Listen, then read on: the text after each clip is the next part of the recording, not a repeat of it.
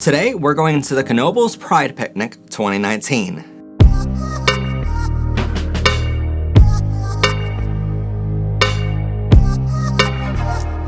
Welcome everyone to Powered and Protected by Rainbows. I'm of course your host, Matt Haslam. And today on the show, we're talking about the 25th annual Pride Picnic at Knoebels Grove Amusement Park in Elysburg, PA.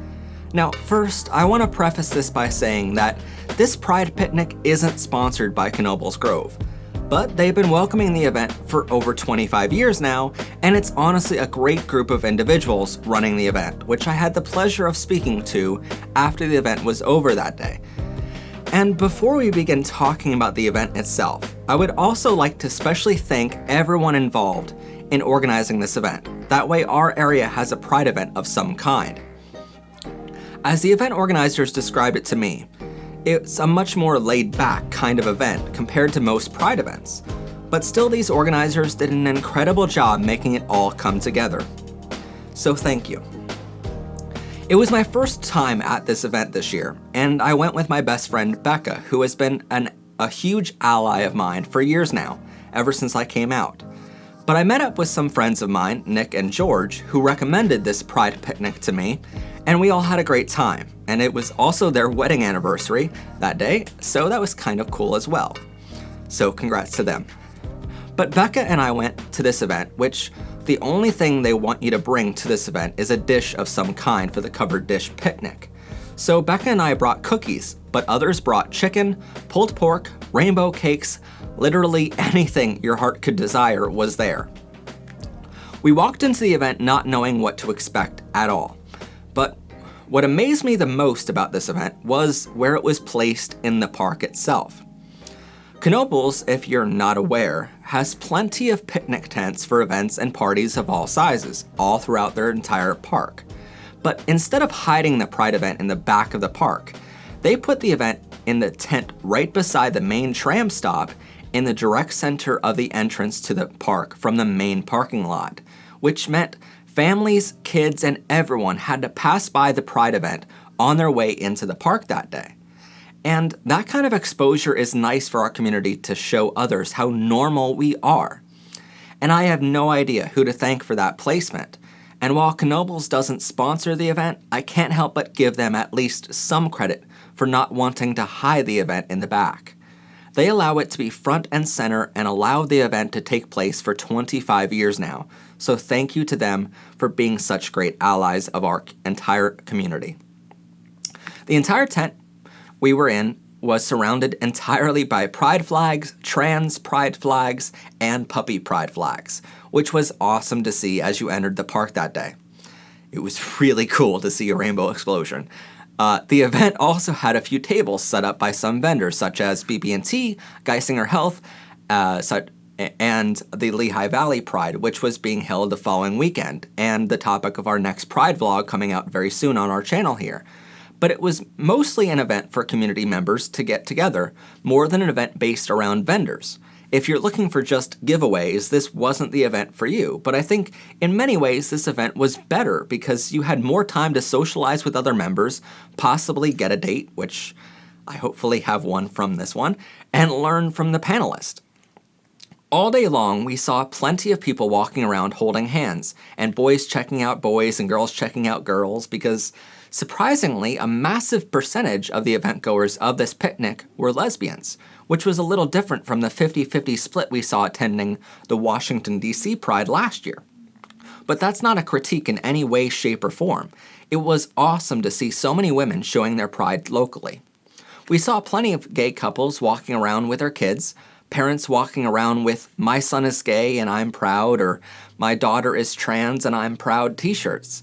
And that was so cool to see, just an overwhelming amount of kids showing their pride so early on in their life, and parents showing their support thanks to this being an event held at a family-oriented park. Plus, we saw just a massive number of park goers wearing rainbows. And I think that would be one of my only two critiques of this event. The fact that they asked everyone to wear red t-shirts, but a massive amount of event goers all wore rainbow shirts and rainbow outfits instead. Most of us that go to this event told me they are so used to having a Pride event outfit that they just wear that no matter what rules the event has. So I think opening it up to having everyone wear some sort of rainbow and Pride outfit instead of asking people to wear red would put a much bigger emphasis on the Pride aspect when we all go walking around the park, and would set a little more on point with most Pride events. But again, I think that's very minor critique, since it's not like they're turning you away if you're wearing rainbow either. At dinner time, we sat with our new friends we made at the event that day, including a trans woman, a gay man and his daughter, some other gay and allied folks, and had a great meal together as a community.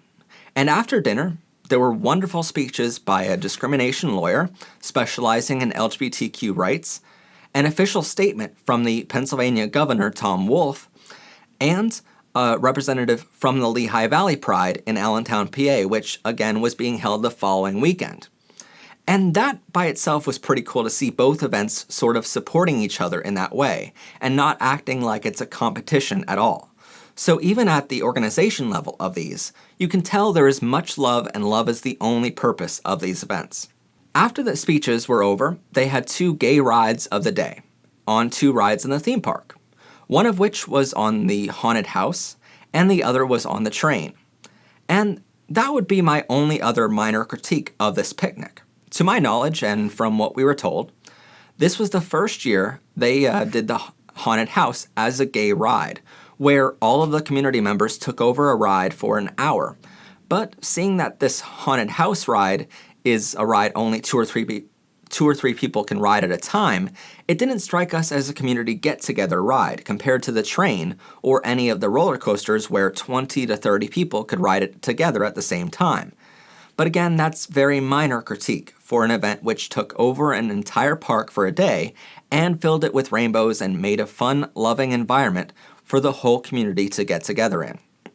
Overall, the whole day for my best friend and I to go and have a great time ended up costing us a minimal amount. We spent $10 on baking supplies to make cookies, another $15 was spent on ride tickets throughout the day for both of us combined, another $5 apiece on some ice cream we got at the end of the super hot day, and maybe some money for gas. But if you exclude gas from the equation because other folks come from closer or farther away, some even from New Jersey, you're looking at an event which cost $35 for 2 people for a whole day of fun, interacting, socializing, and learning from our community. And comparatively, Washington, D.C. Pride last year ended up costing me over $250 for 2 people for 2 days.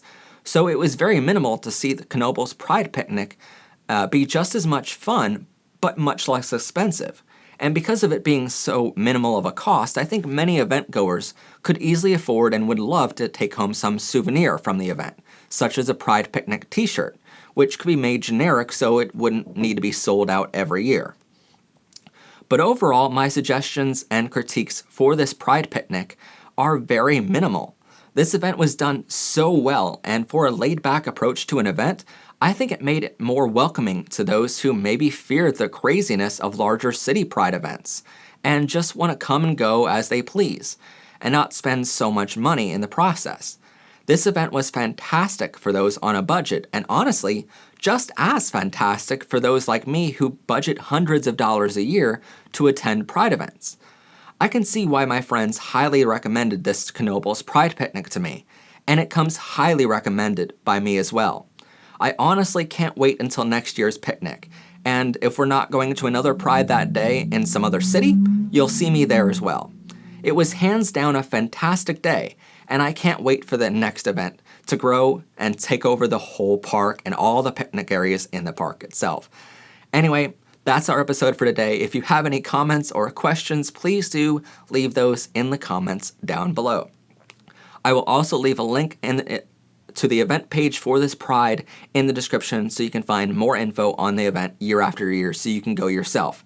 But again, thank you to the event organizers for putting in the hard work to make this happen, and I can't wait to see you all again year after year. Thanks for watching. Please like this video, subscribe to our network for plenty of more great gay content to come in the future, and share this video with others. I'm Matt Haslam, this has been PBR, and have a gay day everyone. Bye for now.